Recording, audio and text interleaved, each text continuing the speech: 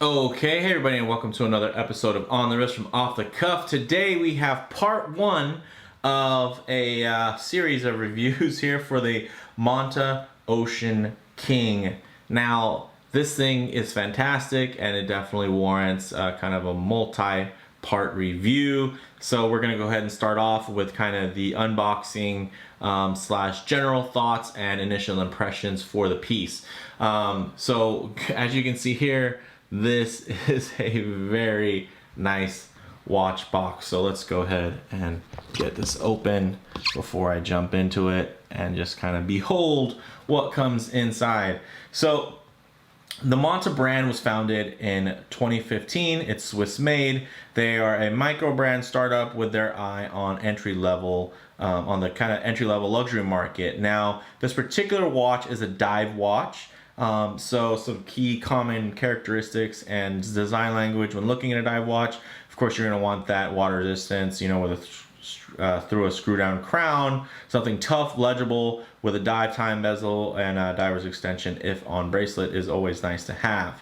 Now this is the Oceanking in black, and this is the presentation, kind of how it comes, really nicely done. Of course, this, you know, Monta's background is in Everest straps, so it actually does come with a finely executed rubber high-end. I mean, if you guys have ever shopped for if you're a Rolex Submariner owner and you've ever looked at the Everest straps, you know these are extremely high-end options, really nicely done from that standpoint.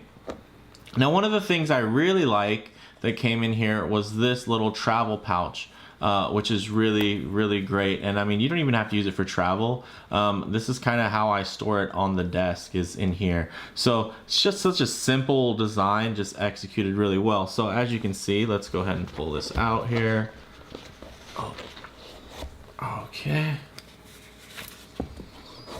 So what you have here, let's go ahead and zoom out a bit.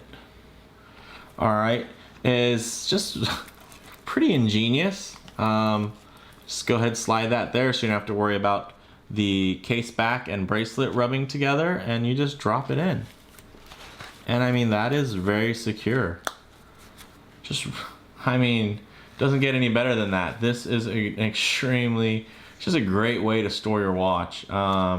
Really nice. And then of course, if you want to go, you know, crown up, down, whatever, you can actually face up, of course. You can just really store it any way you want. So I just wanted to make sure we cover that.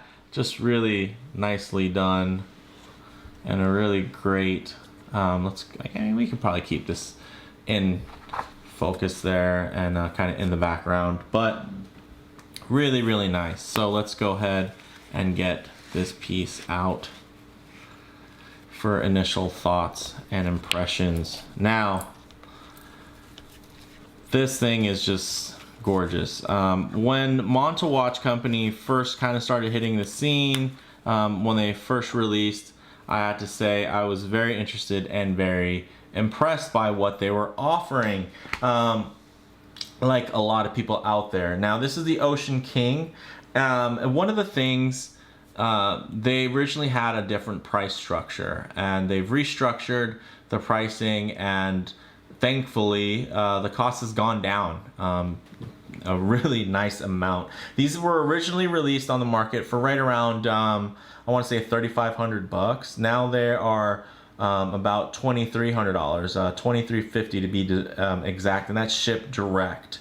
Or you can actually get it just on rubber, without the bracelet, for under $2,000, which is insane. So about $19.95 you can get one of these just on the strap. So if you're big on changing out straps and you're not a bracelet guy, you can get this thing even cheaper. So I know some people are probably watching this thinking, oh, what do you mean it comes in at a really great price at $2,350?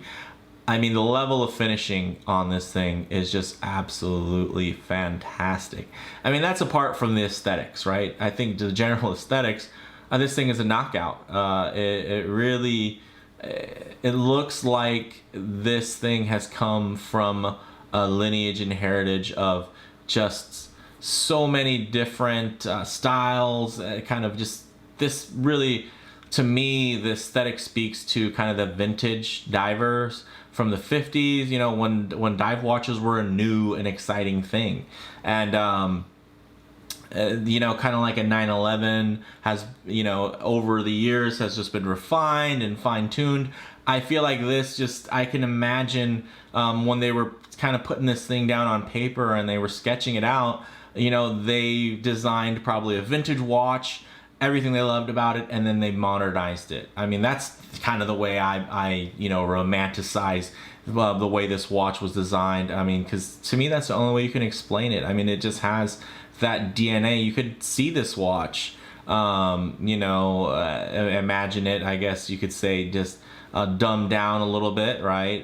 For the 50s, imagine it with a with an aluminum insert and printed indices and whatnot, a little bit smaller. And you could see that sitting next to a Blancpain 50 Fathoms or a Big Crown sub, or, you know, the original Seamaster. So, I mean, it just has that DNA in there, in the design and the cues, and then of course just the execution here. And as you'll see when I get this on wrist, it's just fantastically done. I mean, just proportion wise, this thing just is on the money. It really hits the spot. So a little bit more about this watch. Of course, this is 40 millimeters in diameter wide. It has a 14 millimeter height, and it has, you know, kind of more of a slab style case that you would see on, let's say, the more modern Tudor Black Bay,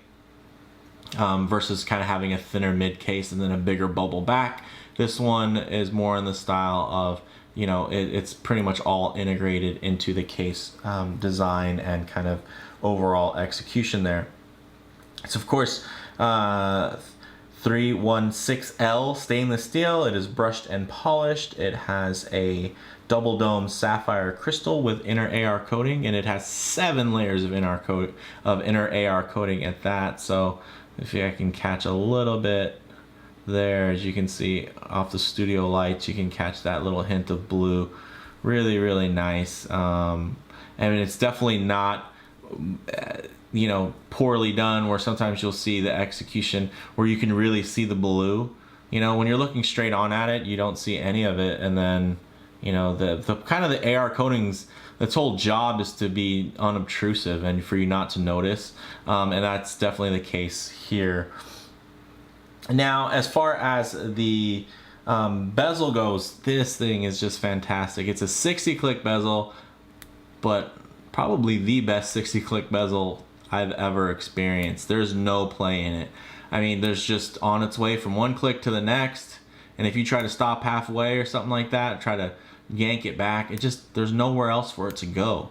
And this thing is, it's a proprietary, as you can hear, it's a proprietary system that they've created. Multiple pieces and parts went into it, and wow, I mean, it's just executed fantastically. Now, of course, we do have a screw down crown that is signed with the Monta logo. Really nice there, as you can see. And then the movement inside, of course you can't see it, but let's take a look at the case back there.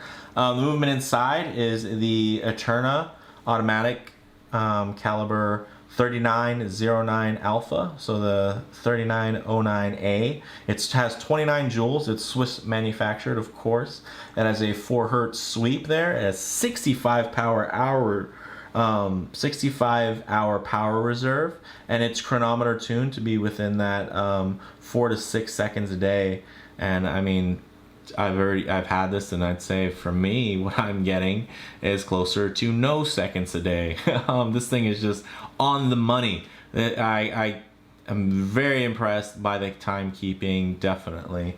And it's just really nice. And of course, if you don't know Eterna, they're kind of the founders of ETA, which is funny because, you know, now ETA is owned by the Swatch Group and everything, but Eterna, definitely, they're no slouch when it comes to making movements, and this thing definitely has some chops to it. I mean, the 65 hour power reserve, it really sets it apart. and of course it still maintains that 4 hertz sweep. So there are a lot of companies now that are coming out with movements and even Swiss movements that are lowering the beat count, and then even mainstream brands, ETA, right? Swatch Group, there's a lot of people, you know, in the Swiss watch industry that are hurting right now, and they're actually moving downstream, you know, trying to compete with Seiko, you know, with lower hertz movements, with extended power reserves. And here you have a piece that is not compromising. It's not having none of that. Here, these guys are swinging for the fences, while a lot of established mid-tier brands are, you know, kind of looking to go downstream. Here we have a piece brand new, it's moving upstream, and I think you guys should definitely catch this one while it's on the lower side of the pricing scale. So really, really nice as far as, you know, just on paper, specs wise, fantastic. Now let's get more into the actual physical execution of the watch. Now, the dial is a semi-matte black with applied indices. Of course, not every indice is applied there. It's really just the 12, the 3, and the 9. And then, of course, at the 6, you have the date complication with a really finely executed frame there. Just nice little window frame. Beautifully done. Now, it actually has these polished sword hands, which are rhodium plated. Really, really nice, of course. Rhodium is a form of platinum. Just, oh man, look at that. They're just brilliant and flawless in execution. Just really, really nice. And they're unique sword hands, right? They're not just a knockoff of the Seamaster sword hands or the Mill Sub sword hands. They actually have been designed kind of from the ground up. As you can see, they even have, I don't know if the light can catch it, there's a little fold there in the hand, so it even has a three-dimensional look to it. It's not just a flat polished piece, which is very, very nice. Now, the lume is BGW9. Fantastic choice. Of course, one of the best things about BGW9 is in the light, right? It looks great. It looks completely white. It doesn't, and unlike C3, which is really great in the dark, BGW9 looks great in the dark. It has, you know, very similar output. It doesn't last quite as long. It doesn't have the initial brightness, I would say, as C3, but the nice thing is that in the daylight, it's gonna appear much cleaner, much whiter, especially on this black contrasting dial and color scheme layout. So really, really nice. And then of course in the dark, it still holds its own very well, considering that it's BGW9. It's gonna have that nice cool blue tone to the glow, which is really, really nice and suits something to this caliber as far as finishing goes. It is water resistant to 304 meters, which comes out to 1,000 feet, which is pretty much a standard for a professional diver. Of course, there are plenty of 200 meter options that are out there. And this one, of course, takes it that much further. And, you know, up there with the Seamaster 300 or the Sub, you know, that 300 meter water resistant, I think is just a good mark without being, you know, without going too overboard, especially considering like the deepest anyone's ever went diving, you know, in a wetsuit anyway. But, you know, I'm not counting when people go diving in a submarine, but deepest anybody's ever gone, you know, world record status is around 200 meters. So not to worry once you start getting anywhere above that, but definitely lets you know that in that build quality and pressure testing and everything like that, it just gives you that little extra peace of mind, and it does kind of check that box, if you will. Now, the bracelet is just fantastically done. 20 millimeter lug width, you know, solid, everything is solid. Fantastic 3-link kind of oyster style bracelet, but this is articulated 3-link. So as you can see, they're not fixed. It's not just like, you know, like you'd see on like a classic oyster where these are just fixed there. There's actually points of articulation, so it makes it that much more comfortable. Of course, while you're wearing, you probably won't notice it too much, but as you're taking it on and off, this little extra articulation goes an extra mile for you, which is something very nice. And then on the clasp here, as you can see, oh man, this is a gorgeous clasp, just finely executed flip lock style. I mean, everything about it just milled to perfection, executed to perfection. I mean, there's no crazy, you know, ratcheting system or anything like that, but everything that is here is just fantastically done. And one thing I will note is that this, you know, if you look at it, it's actually, it has a much thinner profile as far as these links go, and even the clasp. I mean, of course, it's still milled out. It's not a stamped clasp or anything like that, but man, this thing is really thin and light. And it is really easy for brands to come out with bracelets, make them chunky, and give you a feeling of quality. It's just because it's overbuilt, right? It gives you that weight, and people kind of equate the weight with the quality. And I have to give props to Monta, because this thing is really thin and light and comfortable, but it still oozes quality. There's nothing that feels cheap about this, even though it is very light, because of the profile and the thickness here, I should say thinness of the bracelet. So, and by no means do I think this is something that's, you know, too thin as far as proportionate wise. I mean, you'll see it on wrist. I think this thing is just perfectly done. But, you know, then you have everything on paper and you're like, wow, this is really impressive. But then you get it in hand and you're like, whoa, there's a whole nother level here. I mean, look at the beveling, the break in polished to brushed, and then there's another bevel on the inside of the lugs, and then there's bevels on every link of the bracelet. I mean, they just went the extra mile. This is, I mean, this thing is a watchmaker's love letter to the community. I mean, they just went the extra mile on every piece. Every single piece of this watch has just been looked over, refined. And again, that's why, to me, it's so surprising and refreshing that this is their first model. I mean, to me, this strikes me as a model that's been refined over time. This is just really design-wise, of course, and then you take into into account that just the execution is at this level is just really fantastic. I gotta say, home run. And then at the new pricing restructure, I mean, wow. It's just pretty insane. So let's go ahead and get this on the wrist. So of course there will be a full review. Let me get this on here off camera.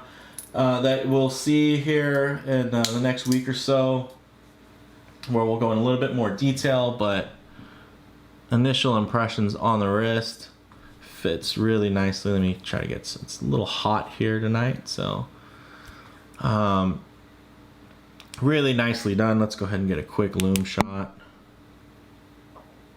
And one thing you will notice in this loom shot is that they actually chose, which I think is an interesting choice, not to loom that pip on the bezel insert. So, I mean, I'd say that's probably like my only, I don't think that's really a miss as much as it's just an interesting choice to not have that loomed. But I have to say, in my experience, I've definitely seen a lot of loomed bezel pips, and that's probably one of the weak points on a lot of watches, is that those, of course, if it's exposed loom, it can tarnish, it can patina much quicker than the loom on the rest of the watch. Of course, it's protected underneath the crystal and on the dial, so although it definitely would have been nice to see some loom there, I can't fault them because the execution on that ceramic insert is so just mesmerizing. That thing is just nicely done.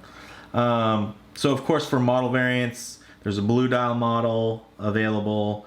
You know, I'd say comparably, this is somewhere between a Tudor Black Bay and an Omega Seamaster Professional. You know, but it's priced a lot closer to something like a Seiko Marine Master 300. So the bottom line, I mean, this thing could very well be the ultimate affordable grail diver. I mean, this could easily be someone's grail, and I could see this being a lot of people's I made it watch, you know. Just the level of execution and then the thought. And, you know, this isn't something that's a piece where it's not for brand recognition at all. I mean, this is a watch for people who love watches, who love dive watches, tool watches, Swiss-made watchmaking. I mean, if you're into any of that, if you're an enthusiast on any level, then look at that chapter ring there. Little rehalt. Very nice.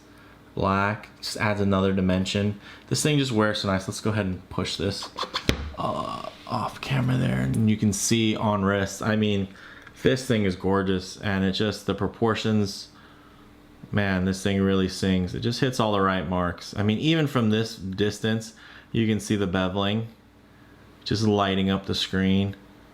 Then you can look underneath, you see that finely executed buckle. I mean, wow. I gotta say, wow. I mean, there's not much more to it than that. So looking forward to sharing the full review with you guys. Let me know what you think in the comments below. If you enjoyed the video, please do hit like. If you haven't already, do subscribe for more content just like this. Thanks guys, and I'll see you in the next one.